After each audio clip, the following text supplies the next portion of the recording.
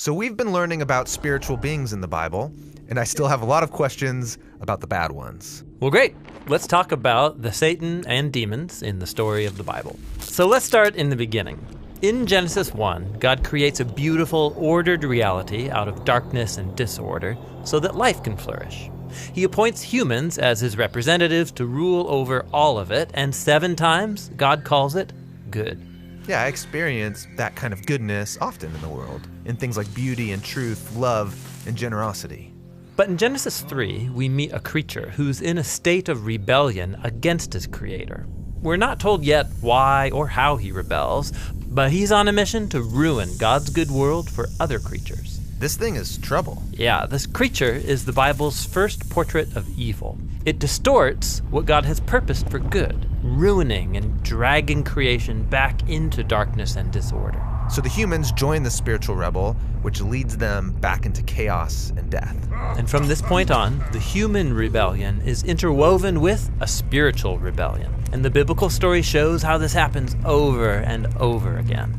Okay, but wait. We're getting all this from a slithering snake? Well, there are clues in the story that it's more than just a snake. Remember, Eden is a high place where the earth and its creatures overlap with heaven and its creatures. So this snake could be a spiritual being. Well, Genesis 3 points in that direction, and then later biblical authors fill in the picture. Like when the prophet Isaiah has a vision of God's heavenly throne room, he's surrounded and being praised by the spiritual beings. Yeah, these are the cherubim around God's throne. But when Isaiah sees these creatures, he describes them as seraphim, which in Hebrew means snake.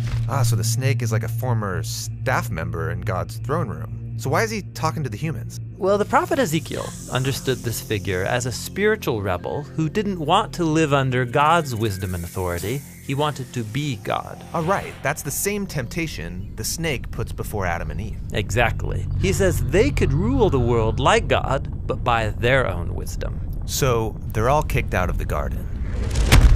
Yeah, God says this rebel will now crawl on its belly. Where does it go after this? Well, the biblical authors offer subtle clues where this being is at work behind the scenes, animating division and hatred between humans. They also use a variety of images to describe this being. It's a snake, or a sea dragon, or a dark desert creature, or the king of death in the grave. He's also given many titles, like Tempter, or the Evil One, or the Devil, which in Greek means the slanderer. But his name is Satan, right? Actually, no. Satan is not a name. It's another one of these titles, which is why in Hebrew it has the word the in front of it. The Satan means the adversary, because he isn't for anything, rather he's anti-everything, working through lies to drag us back into darkness and disorder. That's intense. Now, what about these other spiritual rebels in the Bible called demons? What are they all about? Okay, so remember the concept of God's heavenly staff team, the divine council, or the sons of God. In the Hebrew scriptures, we're told that some of these rebelled too. When did that happen? Multiple times, actually. After the snake comes the rebellion of the sons of God in Genesis 6.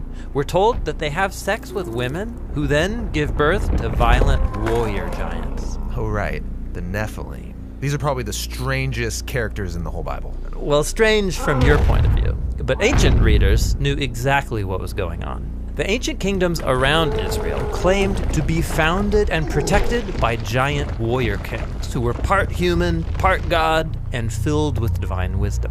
I see. So the biblical authors are saying, hey, those warrior kings, they shouldn't be honored. Right.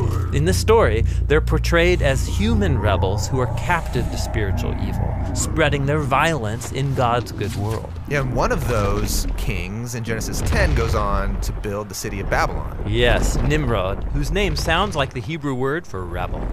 And his kingdom leads to the next rebellion, where humans exalt themselves in Babylon. But God scatters that rebellion. And when Moses in Deuteronomy looks back at that story, he says that's the moment when God handed over the nations to worship the rebel host of heaven, the gods of money, sex, and military power. Moses is the first one to call them demons, that is, lesser spiritual beings. So demons are spiritual forces at work behind corrupt human power structures. Yes, but in the Bible, they also work on the personal level, animating and exploiting humanity's greed and selfishness, as well as the weakness of our mortal bodies. In the Bible, spiritual evil is at work in anything that drags God's good creation back into chaos, darkness, and death. So, this is why when Jesus arrives on the scene, he said his primary enemy is not human. Right. Jesus and his first followers viewed all the pain and suffering in God's good world as a sign of its captivity to death and spiritual evil. But they didn't think this was the end of the story. Right. Jesus knew that the only way out of this cosmic ruin is to overcome evil and death itself, even if it costs him everything.